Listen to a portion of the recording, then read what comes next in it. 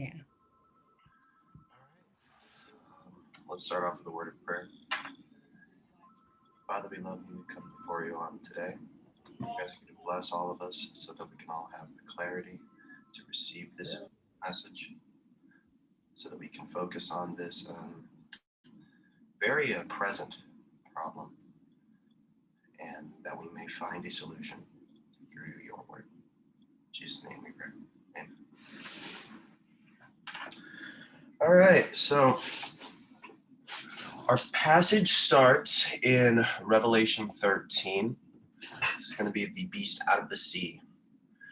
The dragon stood on the shore of the sea, and I saw a beast coming out of the sea. It had 10 horns and 7 heads, with 10 crowns on its horns, and on each head a blasphemous name. The beast I saw resembled a leopard, but had feet like those of a bear, and a mouth like that of a lion.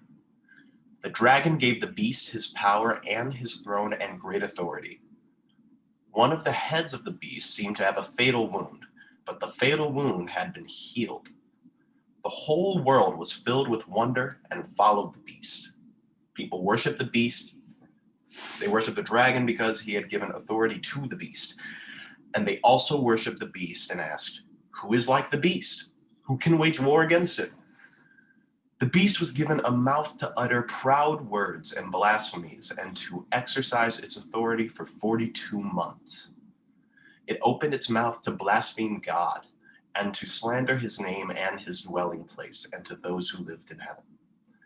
It was given power to wage war against God's holy people and to conquer them.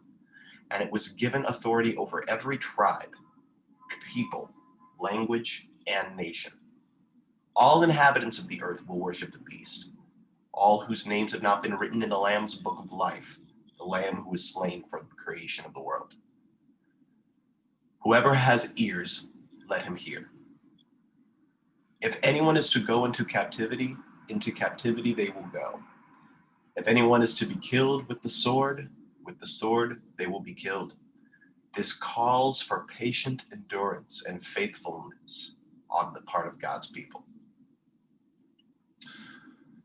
That's dark. That's all like really, really dark. But before we break down like just that passage, I'd like to call everyone's attention to 1 John, just to like address a thing right out the bat. The title of my lesson is going to be Identifying Antichrist. I specifically wanted to say identifying Antichrist as opposed to identifying the Antichrist, because a common misconception within the book of Revelation is that the Antichrist is directly mentioned by name. Just in that passage, there was absolutely no direct mentioning of the Antichrist by name. However, with the Bible and just a bit of the breaking down that we're going to do today, we're going to get to exactly how the beast out of the sea relates to the Antichrist. But again, before we break that down, let's go to 1 John. 1 John chapter 2, verse 21 through 24. It's the New American Standard. I have not written to you because you do not know the truth, but because you do know it, and because no lie is of the truth. Who is the liar but the one who denies that Jesus is the Christ? This is the Antichrist, the one who denies the Father and the Son. Whoever denies the Son does not have the Father. The one who confesses the Son has the Father also. As for you, let that abide in you which you have heard from the beginning. If what you heard from the beginning abides in you, you will also abide in the Son and in the Father. And hopping down to 1 John chapter 4, verse 1 through 6. Beloved, do not believe every spirit, but test the spirits to see whether they are from God, because many false prophets have gone out into the world. By this you know the Spirit of God. Every spirit that confesses that Jesus Christ has come in the flesh is from God, and every spirit that does not confess Jesus is not from God. This is the spirit of the Antichrist, of which you have heard that it is coming, and now it is already in the world. We can just stop right there. So as you can see, just in the passage of 1 John, the Antichrist is it's a little bit more restrictive of a term than most people think. Like when you think Antichrist, you think stuff like the Left Behind series or The Omen, and this super charismatic figure that comes into the world that is sort of embodied with the power of Satan, and it's kind of horrific to think about in that way, and that's really all it is. It's just horror. In reality, the Antichrist is a spirit of rebellion, much less a over-present threat like that. Now, that's not to say that there will not be a final Antichrist, because that has been written in many different passages of the Bible, and we'll get into some of those over the course of the lesson as well. But the actual term Antichrist can just be applied to those that deny that Jesus is the Christ. And again, as referenced in 1 John chapter 4, they're already here. They're in the world. They are people that you see every day. Anytime you see someone outwardly deny that Jesus is Christ, that is a part of the spirit of the Antichrist. That's what it does. But I don't want to just like completely say that the beast out of the sea is not like an Antichrist. He is the Antichrist that we've talked about, but that specifically can be found more in Daniel chapter 11. But first, let's talk about what Jesus has to say about the Antichrist, because Jesus also talks about the Antichrist. So when you are standing in the holy place, the abomination that causes desolation, as spoken of through the prophet Daniel, let the reader understand. Then let those who are in Judea flee to the mountains. And just skipping down to verse 24, this is in Matthew chapter 24. For false messiahs and false prophets will appear and produce great signs and wonders to lead astray, if possible, even the elect.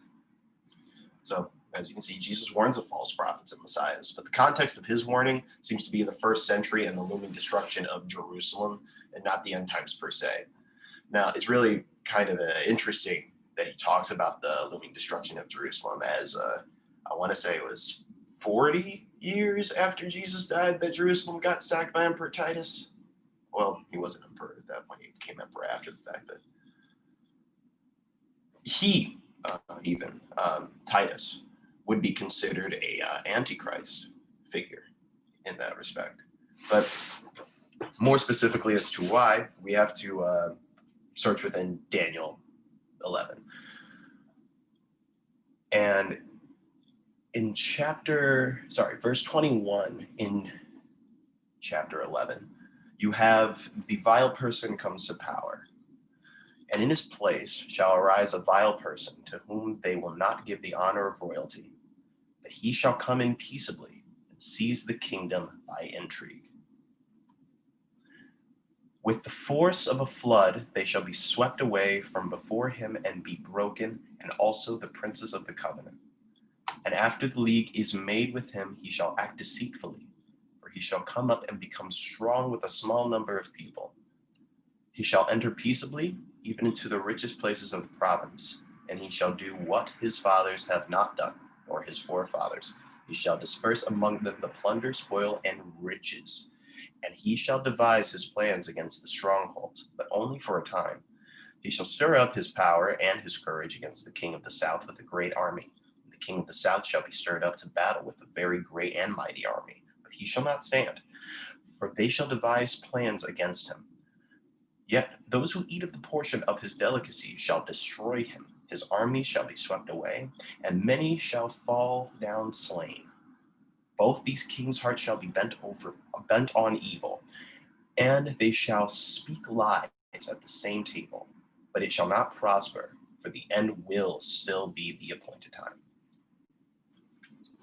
Now, most people that have studied the passage of Daniel in real depth in looking at it with like a historical timeline can identify that this person is Antiochus IV. He was an actual ruler. You can check in your history books. This is kind of why the passage in Daniel is kind of as renowned as it is, because most of it has already happened. There is only like a little bit. I want to say like chapter 36, not chapter, verse 36 into 45 that is still yet to come. But everything else actually happened in accordance with history. Just to run through some of the highlights. And in his place in his place shall rise a vile person. The angel told Daniel that after the brief reign of the former king of the north, the next king would be a vile person. He would not be recognized as royalty, but shall take power by intrigue. And this was fulfilled by Antiochus IV. He did not come to the throne legitimately because it was strongly suspected that he murdered his older brother, the previous king. The other potential heir was imprisoned in Rome. So he shall come in peaceably.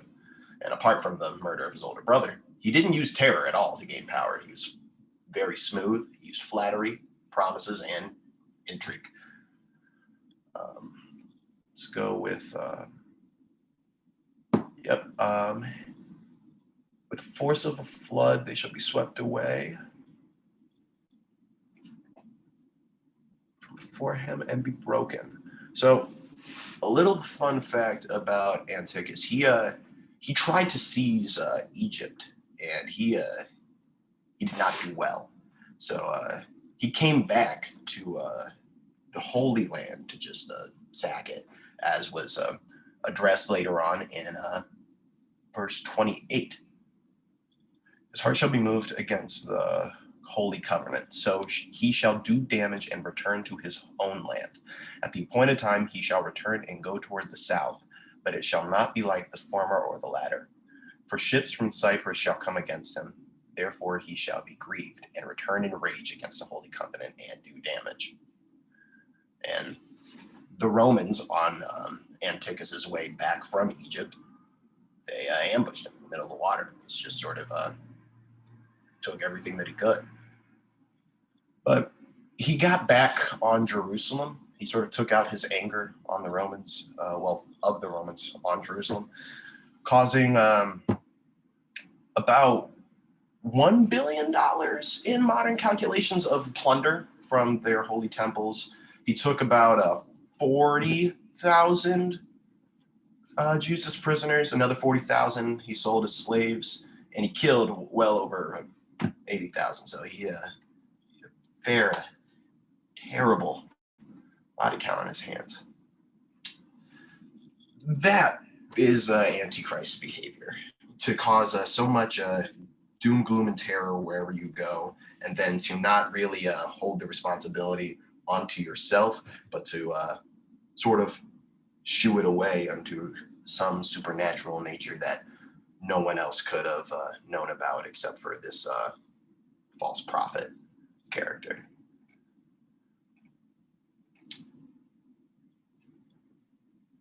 Now, to the actual reason for us being in this passage, the address of the Antichrist, the end times Antichrist, if you will.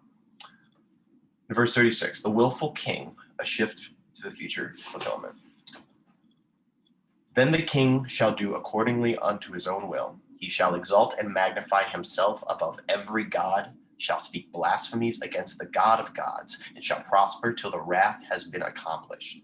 For what has been determined shall be done. So the angel explains to Daniel that this king would blaspheme God and exalt himself until the wrath has been accomplished, and what has been determined shall be done. Now, he goes to, we sort of shift to what was fulfilled in Ptolemies and the Sechelids to what will be fulfilled in the Antichrist, the final world dictator. Daniel was told that this revelation pertained to the latter days specifically, and Daniel chapter 11, verse 36, begins to look more towards this final world dictator. We know that everything about this prophecy was not fulfilled during the career of Antiochus. Jesus specifically said the real abomination of desolation was still in the future. The Apostle Paul paraphrased Daniel in reference to the coming of the Antichrist. Let no one deceive you by any means, for that day will not come until the falling away comes first, and the man of sin, the son of perdition, who opposes and exalts himself above all that is called God or that is worshipped, so he sits as God in the temple of God, showing himself that he is God. Antiochus Epiphanes, the fourth, is important, but mostly as a historical preview of the Antichrist. That's why so much space is given to describing the career of one evil man, because he prefigures the ultimate evil man. He is the trailer, whereas the Antichrist is the feature presentation. Now, Antichrist did exalt himself above and like magnify himself over like most gods. But he always remained loyal to the Greek religious tradition, which revered the entire Olympian pantheon. He even like put a statue of Zeus in the temple, not a statue of himself. So this statement would be far more precisely fulfilled in the Antichrist, who sits as God in the temple of God, showing himself that he is God. Now, Daniel talks about the final conflict that was shown to him by this angel. At the time of, this is skipping down to verse 40. At the time of the end of the king of the south shall attack him, and the king of the north shall come against him like a whirlwind, with chariots, horsemen, and with many ships. And he shall enter the countries, overwhelm them, and pass through. He shall also enter the glorious land, and many countries shall be overthrown. But these shall escape from his hand, Edom, Moab, and the prominent people of Ammon. He shall stretch out his hand against the countries, and the land of Egypt shall not escape. He shall have power over the treasures of gold and silver, and over all the precious things of Egypt. Also the Libyans and Ethiopians shall follow at his heels. But news from the east and the north shall trouble him. Therefore he shall go out with great fury to destroy and annihilate many. And he shall plant the tenants of his palace between the seas and the glorious holy mountain. Yet he shall come to his end, and no one will help him. So at the time of the end, the angel described to Daniel a confederation of kings coming against this great leader with a battle in and near the Holy Land. Prophetically speaking, a precise identification of peoples is mentioned in like the reference of the king of the south and the king of the north. It's difficult. The king of the south may be Egypt or represent the Arab community. The king of the north might be the Antichrist domain, or it may be Russia. We have no idea. It's all speculatory at this point because we are not God. Yet he shall come to his end, and no one will help him. In the end, there is no hope for the Antichrist or for any of his followers. We can find solace in this fact.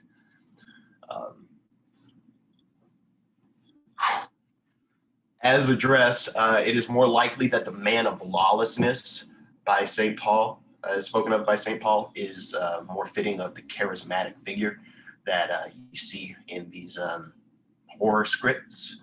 And this is actually what we can expect to see in the beast out of the sea. I do not believe that is an actual beast. It shouldn't actually be an actual beast, just because these were all symbols that John of Patmos saw in Revelation. But considering that Daniel talked about it, Paul talked about it, Jesus talked about it, I'm going to assume that the man of lawlessness is this beast out of the sea that we shall expect near the end. Now, Paul doesn't exactly use the term Antichrist, but the man of lawlessness. But the characteristic of this individual is that he opposes and exalts himself against every so-called God or object of worship.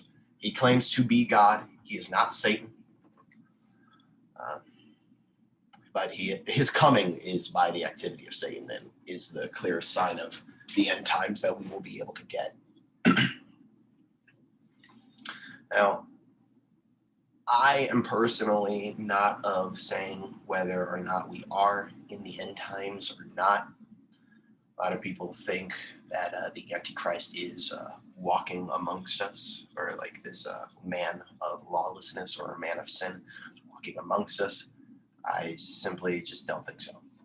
Mainly because no one fits that description. No one is so well beloved by many nations, has shown themselves to do great miraculous things.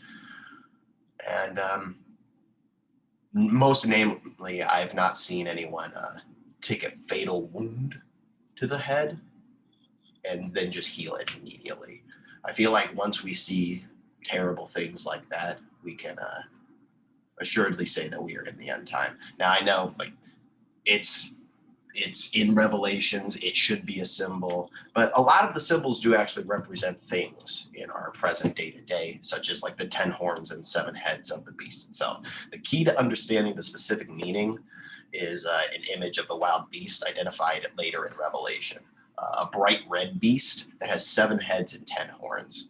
The Bible says that the 7 heads of this red beast means 7 kings or governments.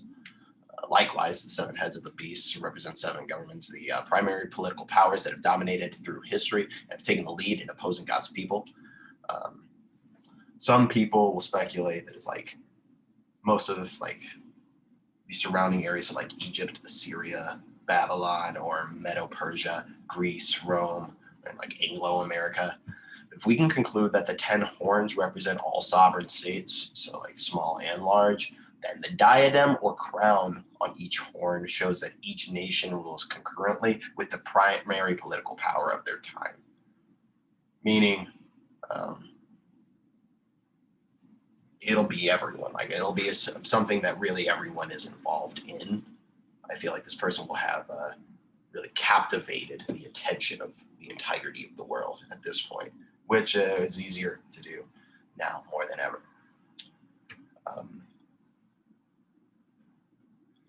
The man of lawlessness is a very enigmatic sort of a thing to talk about, just because most identification of the man of lawlessness is like hotly debated still. Paul thinks of it as a supreme effort of Satan, as not in the past but in the future. He does not think the world is gradually evolving into a perfect state, but of evil as continuing right up until the last time. Then evil will make its greatest challenge to good, and this challenge will be led by the mysterious figure who owes his power to Satan and who is the instrument of Satan, accumulating challenge to the things of God. Paul is sure of this outcome. Christ will consume the man of lawlessness with the breath of his mouth, which he states in verse 8. The last supreme challenge of Satan will be defeated. That is surely the meaning of some, at least of some of the imagery of the book of Revelation. Biblical students are far from unanimous on the right way to interpret this book, but nearly all are agreed that some of the visions refer to the final struggle of the forces of evil with Christ. Some of the symbolism refers plainly to Satan, the great red dragon, but the beast is not. He's closely related to Satan, as his words show, but he is not Satan. He is something entirely different. Now, again, while I'm not saying that these are the end times, I will note that the advent of instant worldwide communication has made things easier than ever before for the lawless one. So one individual actually could mesmerize and deceive all the nations right on the World Wide Web, and we'd probably never know about it. Isn't that scary?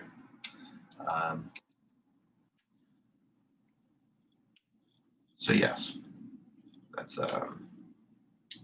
really all I've got in terms of talking about the Antichrist and the man of lawlessness. Specifically in how to identify the Antichrist in your day-to-day life, look for any signs of rebellion, specifically against Christ. If you see something in the media that is specifically trying to denounce Christ in any way, shape, or form, that is probably the spirit of the Antichrist manifesting itself. And it doesn't just occur in our media. It's with people around you, people on your buses, people in your stores, neighbors. Sometimes the spirit of the Antichrist can even manifest within you whenever you find yourself trying to deny the Christ in any way, shape, or form.